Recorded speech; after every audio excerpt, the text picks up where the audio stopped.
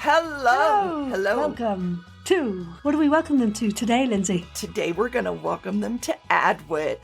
To Adwit Podcast. We're in the right place, and so are you, to learn more about amazing techniques today on the effective character breakdowns that you too can create, and also think about making your dialogue just truly groovy. Right, Lindsay? Yes, absolutely. This is the Audio Drama Writer's Independent Toolkit, and we are here to give you the tools and techniques you need to make amazing stories. It's really amazing. Because you're brilliant, you are. And shove them into people's ears. We want to hear you being amazing. Yes. Okay, Lindsay, where do we start? Writing effective character breakdowns for production. Yes. Why do we need them? What are they for?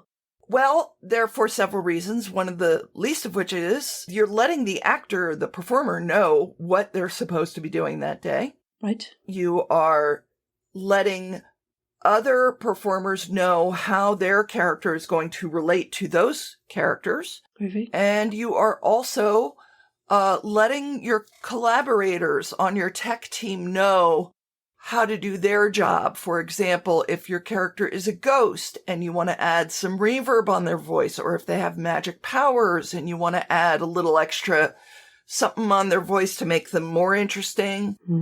If they're outside, if they're inside. Yes, there's all sorts of exciting things. Okay, so where do we start with a good, effective character breakdown then? What would you suggest? Okay, so what do you, the writer, need to know? What does everybody need to know? And I personally need to know vocal qualities, and I think they need to be made clear in the audition sides. Yes. They need to be clear in, I don't know how much they need to be clear in the script. Sarah, what do you think? I think audition sides is definitely key for voice actors, but also with my producer hat on, to be able to convey who I want to cast for these shows, like myself, even, with regards to vocal qualities and so on. It's really key to be able to understand the elements of who that person is, their status, perhaps who they might be relating to, reacting to, and any key information about, potential ages, intentions, and social standing, cultural standing, historical standing. I mean, there's a lot of interesting things that you can learn very quickly just from one word in that character breakdown that will just help guide a brilliant casting as well. Wow. Now that you've said that, I would really love to see an example of, say, one that you've gotten, like if you had one in front of you right now, but you don't. I could get one. You could get one. Give me a sec. Okay. So a character I'd like to talk about that I've recently got the role of, and I was really intrigued to audition for it. So part of the Dex Legacy kind of universe, if you like. It's a new podcast coming out called Wasteland. At time of recording this, we haven't yet recorded this show, but it's in the next few weeks. So I have General Azrite Zarakin. So we already know they're a general, they're military. That's the basics of what I've got so far. Zarakin is a powerful leader in the Xenossi military. She has a strong history running specialist secret research projects, interacting with politicians at the highest level to secure support and funding. She is cynical, shrewd, and doesn't take any crap. In episode 1, her primary project, the Mecha program, is about to be shut down. She knows this is a mistake, and she's tired by the whole process. As soon as the bomb is dropped and the political situation changes, the strength of her convictions shine through. She is a force to be reckoned with. Captain Sarah Sachs is a favourite of hers because she's damn good at her job. Now, there's so much in there that makes me think this is a woman in control. They wanted an RP accent, so I've lent into that. And so I've got sharp consonants. I've played with that. And I can even play in here, if you want, the audition, just a section of it, to show what I did with that information. Would that be useful? I think the answer to that is yes. Oh, please, shut up. Our relationship will not go well if you ask questions and refuse to listen to the answers. I am not here to be shouted at by you or anybody. I am here to do a damn fine job. And if you get in that way, well, then you can listen to the cries of the people when everything around them is dust. So, yeah, I thought there's so much in there that just tells me a lot about this character very quickly. And the keywords in there, I circled. So when I get these breakdowns, I circle key things. So on my document that you can't see, it's just underlines and different colours. So circled words include powerful, cynical, shrewd, doesn't take any crap is underlined and like arrows at it, right? Strength of her convictions is another thing, and force to be reckoned with, right? So all of those things point to somebody who is assured and confident and, to be honest, has a lot of history that has got her to where she is. And I think a lot of females in positions of power potentially have been through a lot of crap. Right? Yes, exactly. So with that, she has a certain energy to her voice as well, right? And so that has come from all those key words: cynical, shrewd, doesn't take any crap. So yeah, I think your choice of words in that short paragraph is really key to just helping your auditionees and then also your casting people to fathom, has this person got those things and those qualities to their voice? So you think, like, how do I show that I don't want any crap? My energy is high. I'm speaking succinctly. I'm hitting the consonants harder. I am driving those sentences through with quite a lot of power to the end. There's no fading out. Yes. And I was intrigued just by listening to you read it, because I thought, well, this is going to be a great role for your energy, for Sarah's energy level. Sarah, I was thinking to myself, this is a good fit for Sarah because of Sarah's energy level. I can see how she's going to be a stiletto as opposed to a saw blade. Groovy. And then you said, and she's tired of the bureaucratic nonsense. And I thought, oh, you just added another layer. I like this. So yeah, Truly. This is going to be interesting. I'm really looking forward to this. Yes. That's a great example, right? Yeah. Now, another thing I think I would add in terms of what does everybody need to know, a shorthand that I would use, and you tell me if this helps or not, is what singing part would their voice be? They're not singing necessarily. Yeah. But for example, are they an alto? Are they a soprano? Are they a baritone? Because there's a big difference between a king, a medieval king who is a tenor and a medieval king who is a baritone. And you're going to get different visceral reactions to, say, a man who is saying, I'm the king of all of England, who is sitting here saying, I am the king of all of England, as opposed to I am the king of all of England or whatever. Yes. So I like to put singing vocal parts in there. It helps me think. Interesting. And it also, I think the actor knows what kind of pipes you're looking for. So, Sarah, when you're looking at a script, what clues in the text tell you how the character speaks? I think length of sentences is interesting with regards to sort of the sharpness of that. Colloquialisms, there's warm words and sharp words as we read them, right? So if something's more rounded and kind and warm, that's going to come through with the language that's being used, as opposed to if someone's being spiky and cactusy and sharp. And so choice of language really works. And I think bearing in mind who your audience is as well. So like for the narrator for Silly Old Bear, I speak very differently and warmly for her, right? So I go to a different place. It's a soft, breathy. It's a different space too. The bubbly of Mrs. Sheffield, who is very much in control of what she tries to do, even though she's a bit of a fool, really. So yeah, I think there's the use of language which works for your demographic that the piece is aimed for. Yeah. And also just the resonance of it, the shape of it, the punctuation in it. I use a lot of breath work in my breath work. pieces. Yeah. It's just, it may be too much, who knows, but it's just what I do. So yeah, I use the punctuation and put in more. So the key things that I'm looking for are the words that I'm going to emphasize in that specific voice set. Yeah. And where I'm going to breathe, of course, because sometimes sentences are very, very long, and so you have to put in your own breath point. It's not kind of put in by punctuation. And you just reminded me of two things. One of them is in The Tempest. Yes. Gonzalo, who is the one who helped Prospero Miranda to escape after Antonio usurped the throne. Yes. His opening speech, or the first speech that he has as a character, has all of these vowels in it, much more so than the other characters so far.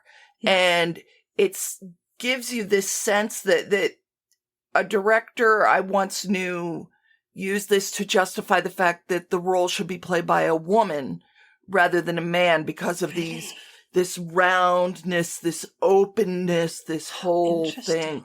So that's, it's a thought. I'm not saying it's the only way to think about The Tempest. So feminine and masculine-based dialogue, that's really interesting. Non-binary dialogue. Emily would know a lot more about that than I do. Yeah. She'd be, tell me, from Hamlet to Hamilton, that's her podcast? Yes. Yes, she would be the one to listen to about that.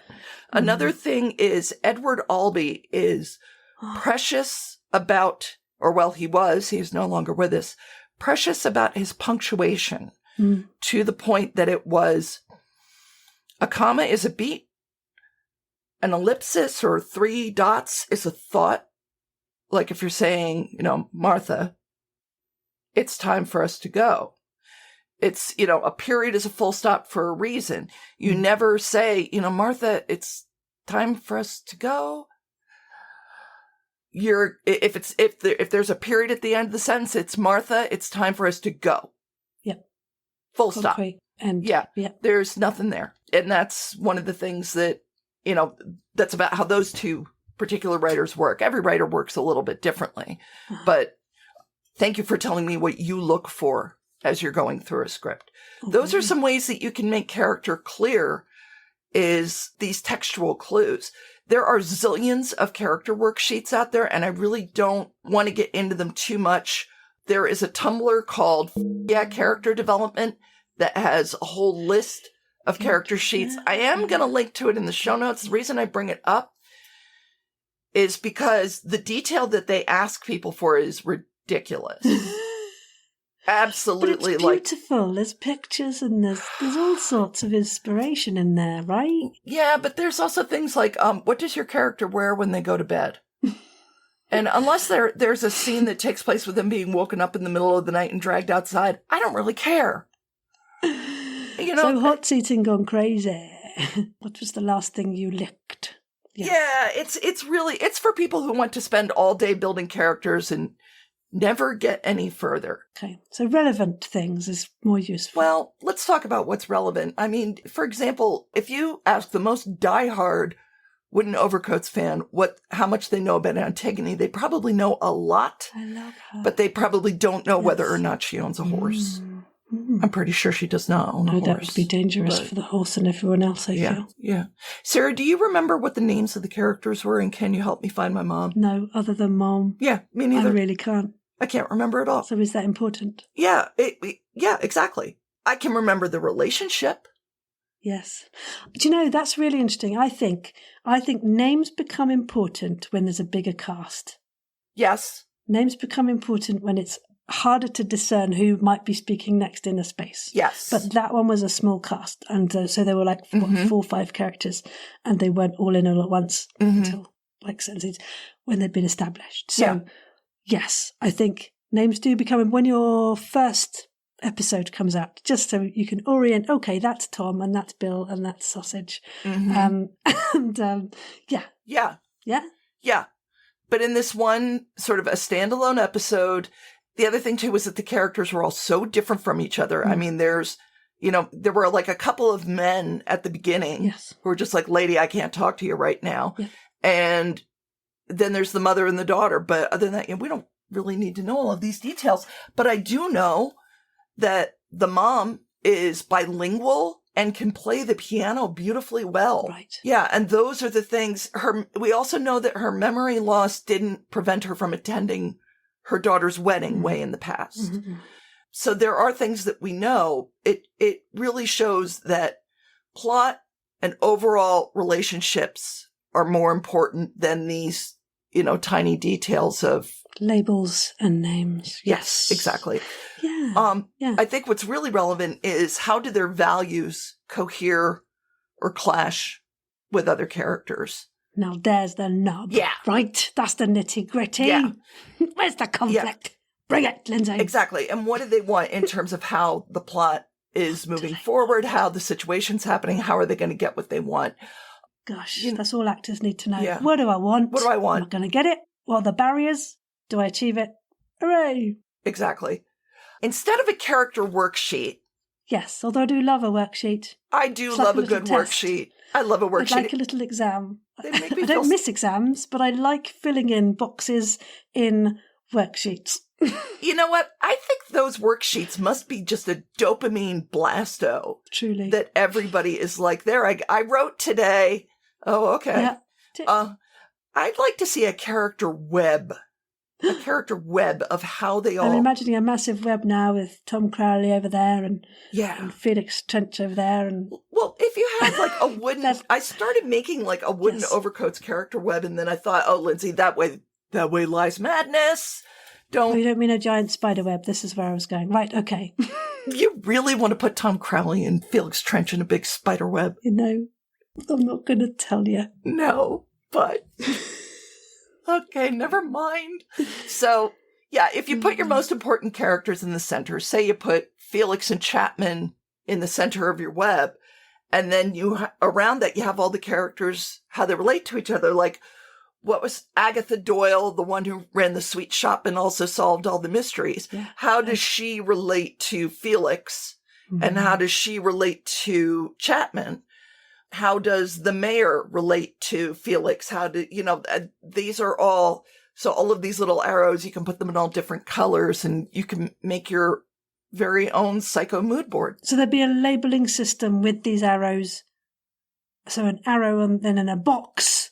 And then that arrow would tell you what that arrow means. Yes? Yeah, you could put in little colors or flags. Like you could put in a little thing that says like, oh, well, they went to school together. That's how they know each other. Or they work together, their employer and employee. Yeah. I'm sure that everybody here can come up with great ways to make one of those things and have loads of fun doing it. If you make one, please send it to us and we'll put it on our socials. We would love to see it.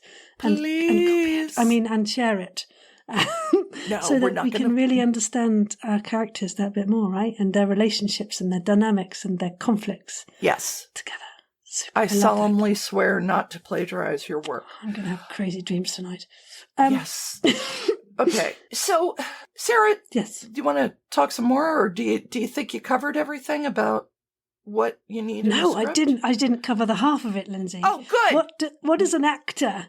What do I need from that script? Yeah. Right? What should we put in there? I need hints towards my intentions to people or things or places.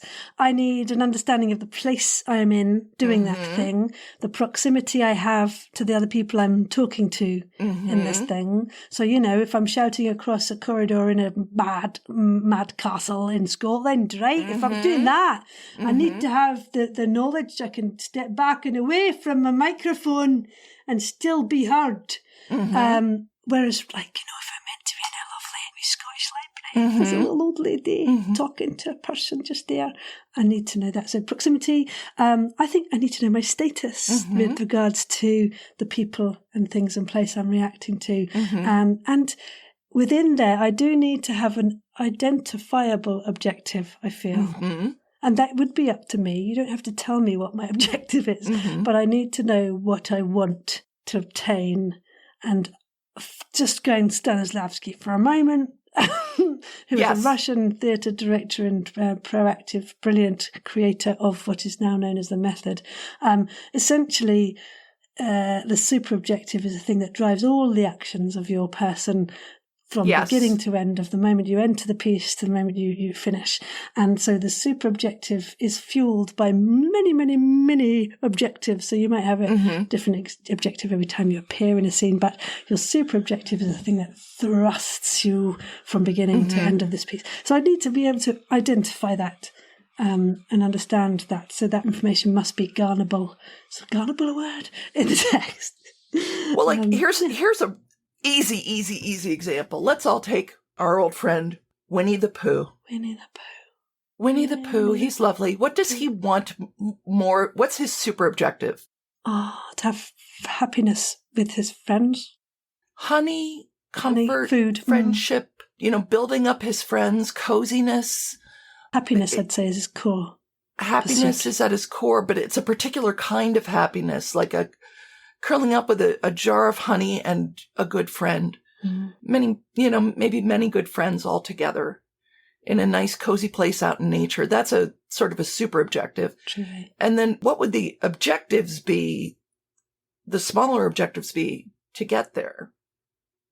Like, for example, the time he was out of honey and there was a beehive in a tree that he was quite sure had honey in it. Yes. So first he had to go and get balloons. Yes. And then he had to have Christopher Robin walk back and forth with an umbrella saying, "Oh dear, it looks like rain." He's a problem solver who needs enthusiasm. Mm-hmm. He needs supporting. Mm-hmm. Yes. Yep. And then be brave enough to climb the tree. Yes. Like to go up, via that method, climb the actual tree, but to be brave enough to try. Yeah, exactly. So these are all the little clues that we put together in the script. Oh, what was the clues in the text that tell you how the character speaks? Well, these are so many, because we all have vocal tics anyway. Words we use and repeat. People use like a lot, like this, like that, like the other. I got this verbal tic, you know what I mean? One of my lecturers at university, he said that a lot. And in a lot of our year, we use that, you know what I mean? And it's like these verbal tics kind of for specific characters that no other character should have the same ones, preferably, unless there is a reason for it. So giving verbal tics and things that are repetition. I think also just thinking about the playfulness of words. It's important to, as I say, vary sentences. So there might be some characters who use very, what I guess could be called highbrow language, intense words that, you might have to look up in a dictionary, and other characters might use monosyllabic language of a less perhaps educated nature. Yeah. So you've got disparity in use of language as well, but also how people speak, in as much as some people might find it harder to be eloquent, like what I do. There's also another thing that you just reminded me of is the idea that's like, what if the language that you're speaking is not your first language? Or if you grew up in a household that spoke more than one language. So if you have a situation like people who speak Spanglish or whatever, it's like you have people who, like, when you're blending a couple of different languages, that's always interesting to me. Truly. I mean, that's a beautiful character place to play, right? I think popular culture of the time and idiom of the place and time you're writing in, the era you're writing in, is obviously key. With Bridgerton style language, you have a certain eloquence and a certain way of behaving as a lady or someone from a different class or member of royalty, right? So you need to think about the specifics for the role in society and culturally as well. Yeah. And I think the whole accents thing is fascinating too, because it's like I've played Scottish and Irish characters and so on, and in my own family tendrils, I have Scottish and Irish ancestry, Yorkshire ancestry, and so on. So I feel like those have come from somewhere. And I don't necessarily need someone to spell out BAWBAGS for me, right? I can say it. Yeah. Yeah. if I need to. So I think what is Bodags? That whole debate about what is writing.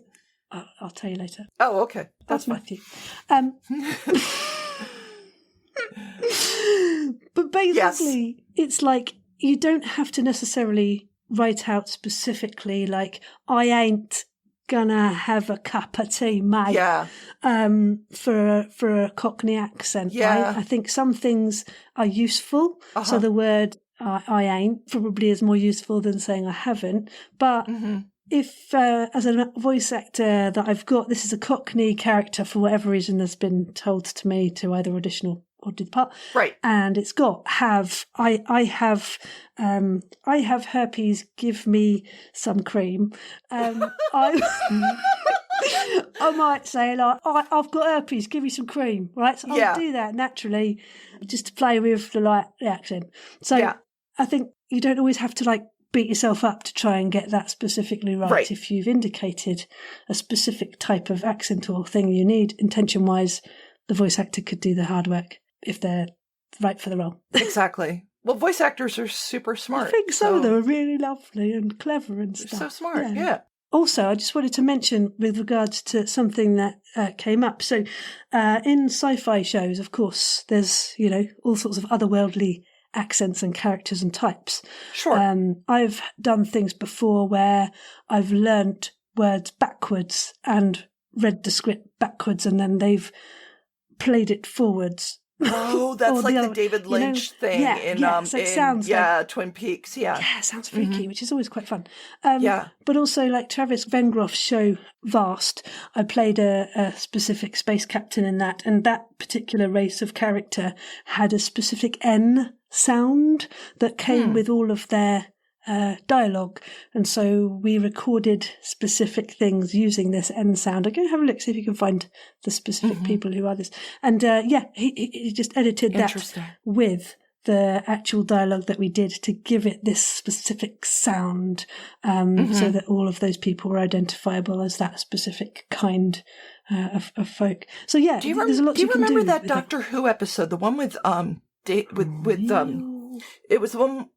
It was a New Who episode with David Tennant and Lord have mercy on my soul. It was when we first meet the Master, but he thought he was someone else. Ah, yes. And it was Derek Jacobi. That was it. Derek Jacobi playing the Master, and Jacobi. Derek Jacobi. And he had this assistant that she had this thing that every time she started a sentence, she would say Chen. Right. And every time she finished a sentence, she would say though. Right. And it was sort of this weird vocal tic that was like, it was sort of like to get your attention and to apologize for speaking. Like it was this really like submissive sort of thing, like, Chen, do you want me to get you a cup of coffee though? Right. And it was this weird, it was this weird little tic. And by the end of it, he said to her something like that, those vocal tics of yours have been driving me crazy for years. And it was just an interesting little thing to put in here. So give them something specific that works for those roles that nobody else has. Yeah, I think that's really fun. And then if you're having a role, you're playing a lot, then you kind of, it just becomes part of you. And you maybe even start to add them in where you think they might work properly. Yeah. Might work well. Yeah. What do you do when your characters are too similar? Rip up the script. No. Yep. Rip up the script, throw it out the window, have a nice day, don't write audio drama. Just kidding. That is something I'm not great at as a writer. I tend to inject my Sarah-isms to them all, and I want them all to be groovy fun. I can't do that. So, I think it's about really raking your script for intention and thoughtfulness and thinking, what's working? What is it? Yes, I think it's really got to be what is at their core, what they want and how they're going to get it. Yeah. And, I hate it when writers talk about their own work all the time, but that's the example that I have access to. In Yarn Saxa, I was getting very frustrated because all the characters sounded like Americans performing Shakespeare. Yeah. And they, sort of that let us go then to the blah, blah, blah kind of thing. And I was getting very frustrated. Yeah, because everybody all sounded alike, or they sounded like what Americans think ancient people sounded like. And so I had to have Yarn Saxa meet someone from the year 2065 in Scottsdale, Arizona.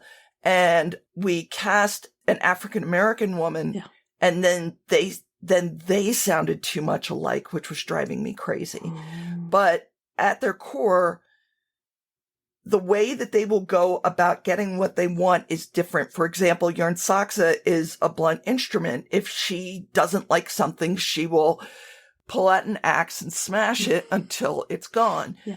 This woman, Nikea, needed to destroy the same corporation that Yarn Saxa didn't like. Yeah. And her thing was a computer virus.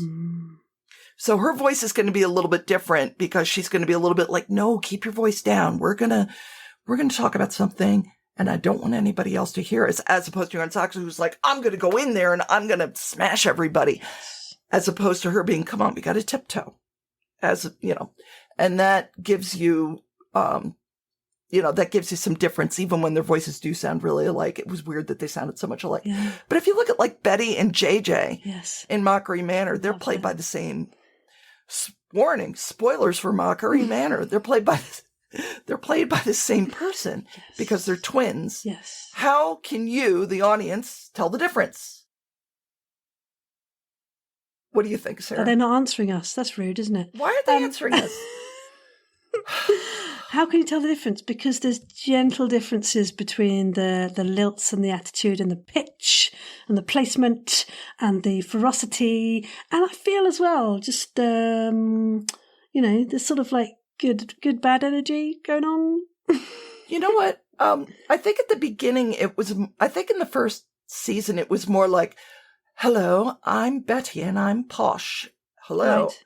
I'm JJ and I'm the average person who was in a bad situation. Yes. And then by the end, and then by the third season, you get a bit more, I'm JJ and I'm tired of putting up with everybody else's nonsense. Yeah. And I'm Betty and I really want to be girl detective. So I'm very determined to, solve the mystery kind of thing.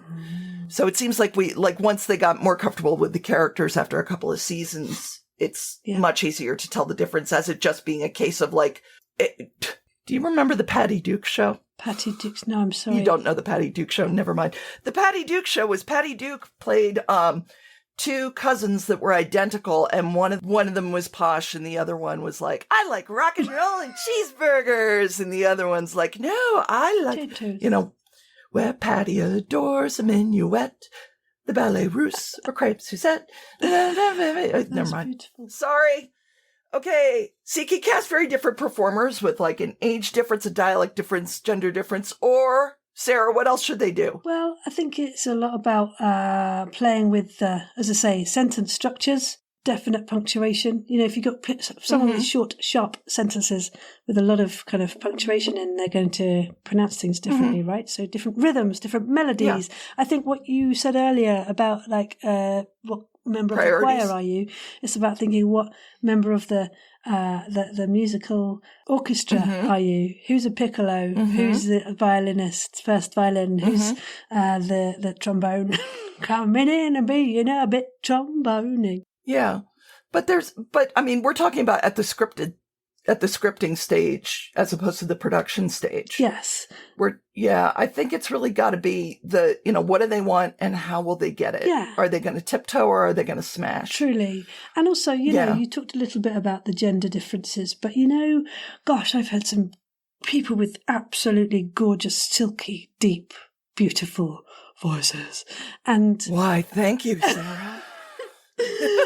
No, yeah, I know what you mean, though. Yeah. And then there's the people with the shrill, sing-songy, beautiful, and then there's the people who can do boy voices who are 49 years old and stuff. And it's just like there's such an array of beautiful qualities in that. That change. So, just casting people with a range of different sharpnesses and different melodies and energies is really key. Yeah, but that's not in the writing, though, is it?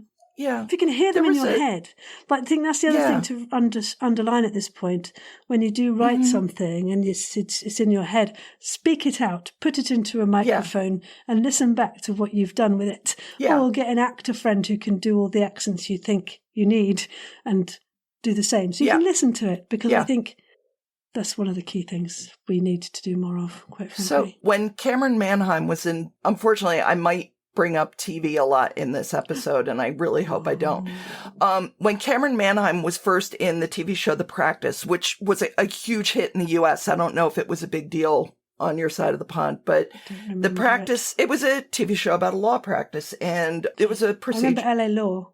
Yeah, no, it's kind of like that, but different. First day of shooting, first episode, they're introducing the hot lawyer played by Dylan McDermott and his clever sidekick played by Cameron Manheim, who, if you can't put a face with the name, she's a tremendous actress. She's really, really good.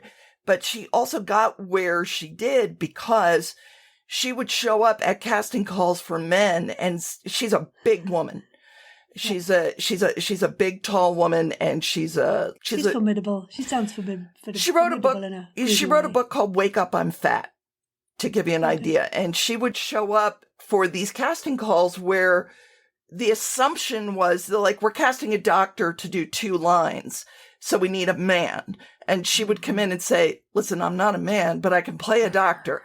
And end up getting the part. So when she got this part, she's walking in the scene. They did the typical fat phobia bullshit thing that they do on TV. He's walking along with a briefcase and a file folder full of papers, and they're heading to court. And she's got a donut and a cup of coffee because she's the fat woman, right? Right, which is stupid. And then she thought to herself, here we go. They're giving me a donut and a cup of coffee because I'm the fat sidekick. I hate that. And then she turned around and looked at Dylan McDermott and said, wait a minute, I'm your girl Friday from your law practice. What if this were your breakfast?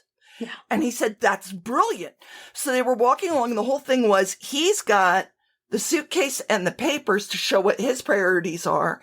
Her priority is to make sure that he doesn't have a low blood sugar attack and, drop dead on the courtroom floor. So she's running along, and they're talking about the case. Meanwhile, she is feeding him the donut and the coffee as she's talking to him. So it gives you this great sense of she is a character who is making sure he's at his best when he goes into that courtroom, whereas he's basically just like, look, please don't get powdered sugar on my tie, and so on and so forth. And basically, you need to give everybody wants something. How are you going to show it? How are you going to make it happen? Yeah, truly. Every single character is the center of their own story. Yeah, I kind of see it as like giving every character their drunk scene or their bum scene, or the scene they deserve to really get their teeth into, because that's what we really want as actors. Yes, and I'm absolutely. sure as a writer you want to shock people, engage people, make people laugh, make people cry, make people engage and emote. Perhaps. Hey, Sarah. Yeah. John York, who is the guy who created EastEnders, has written a book called Into the Woods, a 5-act journey into story. Oh, and Lindsay. I want to sit here and just read the book to you. She will, if you're not careful, listeners. So be careful. Don't encourage her. Yeah. Go get it yourself. His whole point is that what it boils down to is choices, when presented with conflict, are what shows your character. His whole thing is like everybody has their public self and their private self. Like, who are you on Facebook? Who are you in real life? I'm a twat in both. Is that... Sarah, you're not a twat. Am I not? Okay. No, you're all right. I'm a bit. Yeah, I mean, okay, just to give you an idea, my Facebook posts are all like, I am on top of it. I am not overwhelmed. I am not burned out. I spent the whole day with my brother. So my brother and I went swimming the other day. Doesn't sound like a big deal, but for an autistic person, it's terrifying. Sensory. My goodness. And I worked on him to get him invested in the small steps to get him in the water at a local YMCA that is less than it's half a mile from our house. Okay. We walked there. You would have thought I was beating him with sticks. He hated it so much because it was new. Right. What did I put on Facebook? I put, hey, here's a really good picture of my brother sitting and eating a tuna sandwich. We just went for a swim today, and I'm so proud of him. Right. But what you don't know is the sitting around going, I can't believe I'm paying X dollars a month for a pool membership that he's not using. And the little boy who loved to swim that I miss so much, and the grown man who desperately needs that buoyancy. I'm not going to go into all that on Facebook. I'm just going to say, I'm proud of my brother because he went swimming. Right. Yeah. Great characters, as John York said. they are consciously or subconsciously at war with themselves. Truly. So, yeah. So, like, for example, let's take a look at probably one of the best presidents of my lifetime, President Barack Obama. Yep. The guy was so beloved. Yeah, still is. Still so beloved. Everybody loves him. Everybody loves him. Nicest guy. He also gave us state surveillance and the drone program, which means that the United States can commit acts of war without asking Congress. Contentious. So, and I was not very happy with Mr. Obama for that, but he also gave us the Affordable Care Act. Yes. So, everybody is turbulent. We contain turbulent multitudes. Is a good word, isn't it? Yes, turbulent. Oh, turbulent. How turbulent are you today on a scale of 1 to turbulence? Exactly. So, Sarah, let's think for a minute. How well do you remember that character you played in The Orphans? The one who was like a senator or something. I very much enjoyed her. How well do you remember that? As in what? As in the scenes she was in? I guess what I'm saying is, what's her public self like and what's her private self like? There was a big secret she was hiding and I can't remember what it was. Well, she just had... She had feelings that she couldn't share because she was this hard-nosed bitch who was pretty much only after power, really, and didn't really matter who was going to be destroyed in the process of getting it.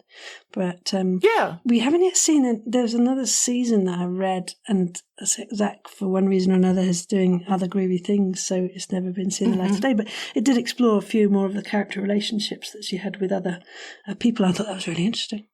A bit more vulnerability side. But again, that's why you need a character web. Yeah. Just got a vision then of the people on it. So Maslow's need hierarchy is, if you're a psychologist or whatever, Maslow's need hierarchy is a system of what people need. I will put a link in the show notes for people who want it, but basically it's like the base of this. It's a pyramid. It's like a food pyramid. And at the bottom of your pyramid, you have basic things that everybody needs, like oxygen, food, shelter, sex, sleep, like the things that you need to keep yourself alive. Yes. Or you can have them separately if you want. Yes. And then on the next one, you've got things like potatoes or education, like things, more like self-actualization needs. Like I want to learn how to I want to learn how to do woodworking because it'll make me feel good about myself. The things, and then finally up at the top, you get these. It's also needs like, do I want food and will anything do? Or do I want crunchy potatoes cooked in duck fat made with love by my husband who loves food more than anything else in the world? Apart from you. Yeah, exactly.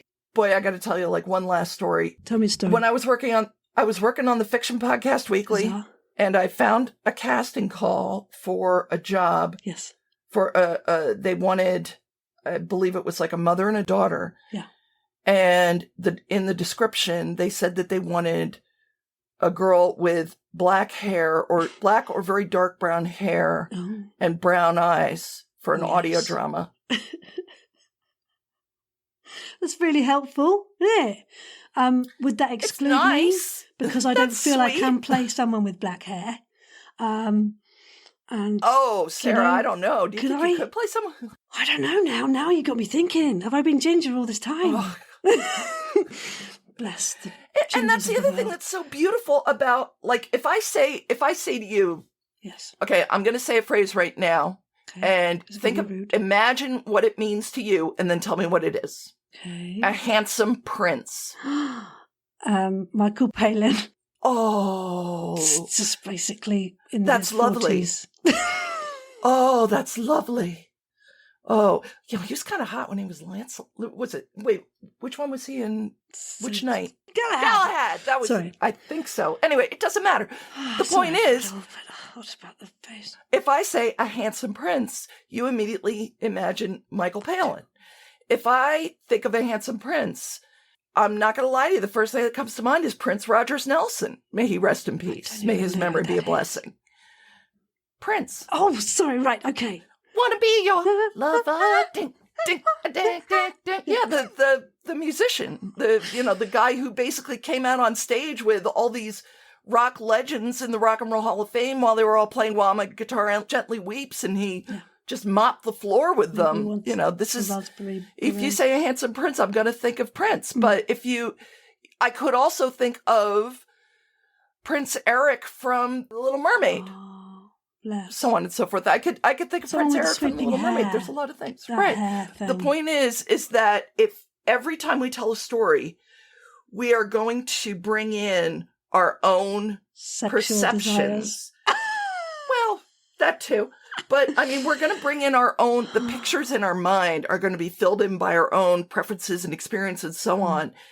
So we don't need to tell people like this character has brown hair and brown eyes. Because what's great is that when I listen to Silly Old Bear, thanks for listening. The bear that I imagine is a Pooh Bear that my father had when he was growing up, that they gave to me when I was a baby. And I used to, it lived at my grandmother's house. I don't know where it is now. And I would, if I slept over there, I was allowed to sleep with it. Big girl. And it was the most, and it looked so much like the bear in the Milne things and stuff like that. So when I listen to Silly Old Bear, I imagine that wonderful, safe feeling of being tucked into bed by my grandmother with that sweet, I'm not going to cry, that sweet, lovely, mushy bear who was just like all, just a practically a plush bag with like some, the stuffing all messed up and everything. But boy, did I love him. Emanating kindness. And other people are going to think of something different. And that's the beauty of it. Yeah. Sarah, what do you think about creating characters and so on? Well, this has been such a ramble, but we're having a good time. The key thing is that if you're writing these character descriptions, to really think what would be useful for a character to take away, to think about the vocal qualities they can bring to it. That's essentially why you're writing this character breakdown for audio, right? You don't need to say they wear jeans and they have one eyebrow piercing. It's about their energies, their intentions, their perhaps even class and society. There's so many different things to just help someone pitch it at the right place. Yeah, and how they relate to the people around them in the scene, right? Yeah, it's not just what they want and how they're going to get it. It's what they want, how they're going to get it, and how they're not going to get it. Barriers in their way. Yeah, how they're going to be like, I'm not, if I want my hair to look really great, I'm not going to shave my head and start wearing a wig, even though I could, but it would be too hot. Nice blonde one. If I worry, everybody has a different way of going about what they want to do. Indeed. So, yeah. Brilliant. Yeah. I'm just waiting for there to be, a groovy audio X-matic roll. Nobody seems to write those. I'll make it happen. In the background. Probably not nice audio, actually. That's probably why. Anyway, well, we hope that some of this has been really useful to kind of claw your ideas of what is to be put in your effective character breakdowns. And do send us some good examples if you like, and we can read them out in future episodes and perhaps do a revisit to this one. But thank you so much for listening. We hope this has been useful. Yes, thank you. Write to us on writersadwit@gmail.com. Don't forget that you can also talk to us on our Discord. We have a Discord community. There will be a link in the show notes. Parting words of wisdom. I think people should read John York's book, though, because it's very good. Super-duper. But it's very... This tome, John York's Into the Woods. John York, Into the Woods, a 5-act journey into story. He also has a podcast. I wonder if we asked him nicely to come on the show, if he would. Possibly. How exciting. Possibly. Brilliant. Well, thank you very much for listening, folks. Happy writing. Happy writing. Onward and upward. Let us know Avanti. how you're getting on. Bye-bye. Bye-bye.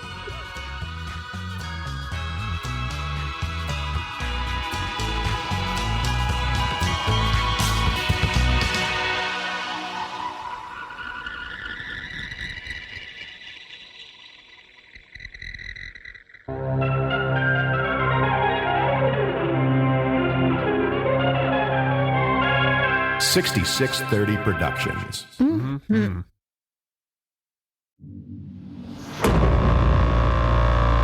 If you enjoy audio drama and fiction podcasts, sign up for the Fiction Podcast Weekly.